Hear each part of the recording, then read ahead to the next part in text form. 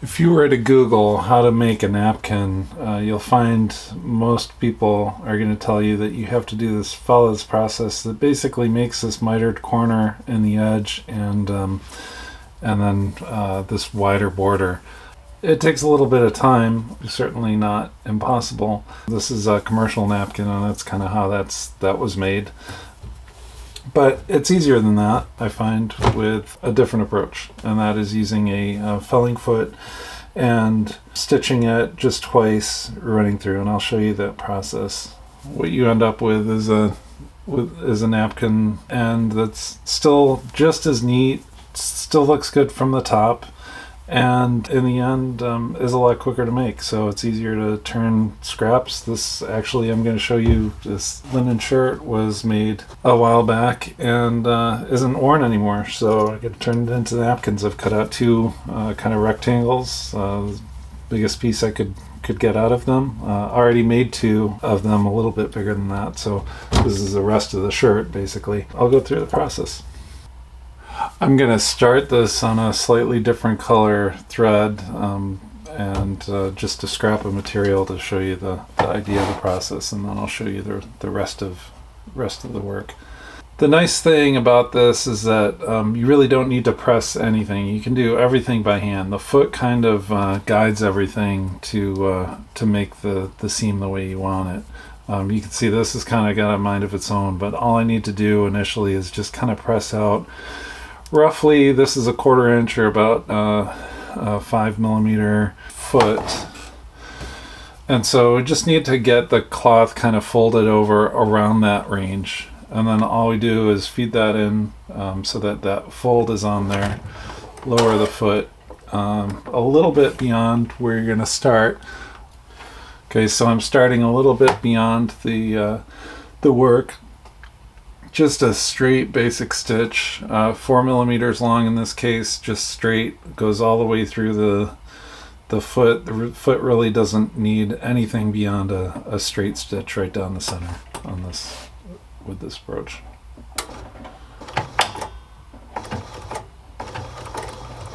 Okay, so I started. I'm just going to go back now to the beginning of that, to the edge of that cloth, and then go forward and finish it up. You can see the foot kind of just guides this along, keeps that distance cracked for the seam.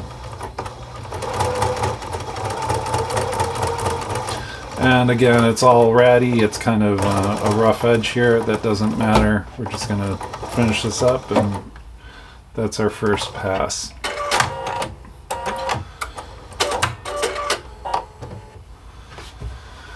And that is what our initial stitch looks like.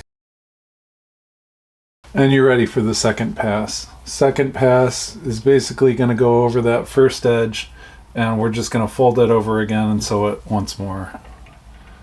Again, no pressing in this case. You're really almost done in the sense that you've already created that proper spacing with the first pass, so you're really just lining it up for the second one. No needle position move or anything. We're going to start out going backwards here, and then we're going to go forwards and finish up the fabric. And the foot again is just going to pretty much push it into the right spot. You might have a little bit of an alignment change on the front or back, but that's really all you're going to have. And that is complete now. So what you're going to see are 2 rows of stitches. Again, I did a pretty long stitch in this case. It doesn't need to be real short. You've got 2 rows. The first row, the one closest to the seam, was the one that folded down that first edge, and then the second pass got the second round. What you see from the top is just a single row of stitches. From the bottom, 2. Now, one thing you can do in this is the first pass, you can just cut that up to the seam for that first 1/4 inch and just trim off that extra so that you're left with kind of a squarish edge. I'll show a close-up of that, just so that when you do the second fold, it keeps that underneath, and it's sort of like mitering, only a lot quicker. Now we're coming through with that second pass again. We'll show a close-up of this. Basically, we're starting a little bit beyond, maybe a quarter to half an inch beyond the edge of the fabric, and then we're going backwards to the edge of the fabric and then forwards to the front.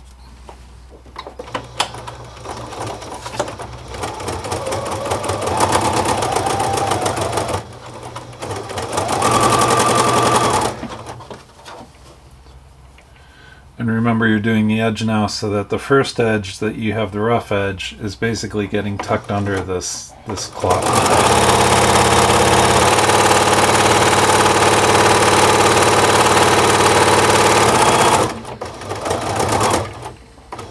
You can see that miter really helps in the end to really fold that fabric under and keep it locked in.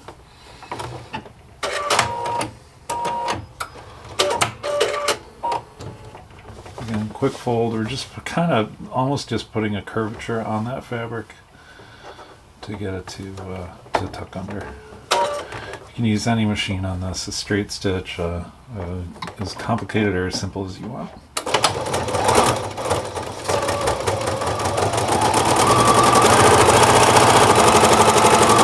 And you just zip along. See, if I've gone a little over, that foot's just going to kind of push it back into place. Make it very precise. In fact, if anything, it might be better to just go a little over so the foot pushes back the fabric into that fixed.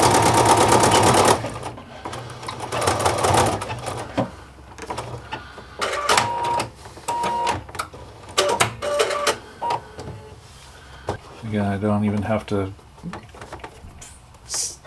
crimp it at this point. I'm just letting the foot do the work.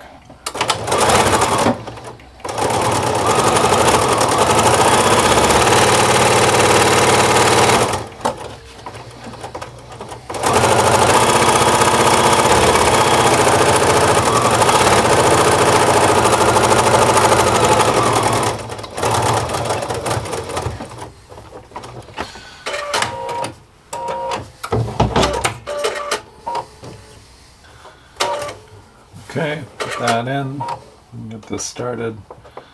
We just need to start the stitching a little bit beyond again and then go from there.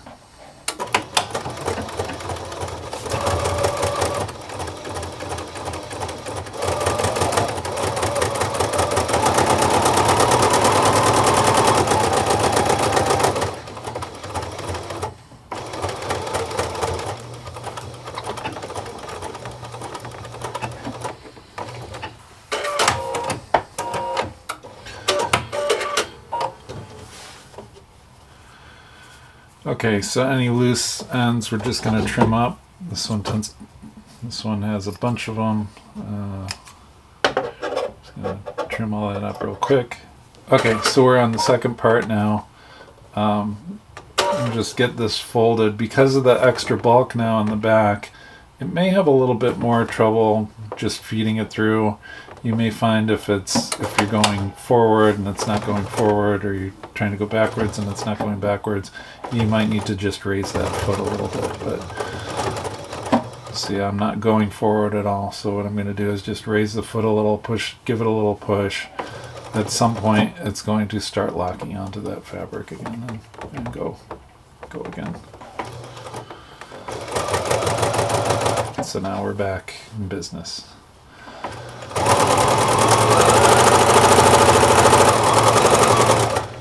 Same deal here. As you get to the edge, you're going to start getting into some more bulk. The foot on the machine may start having problems.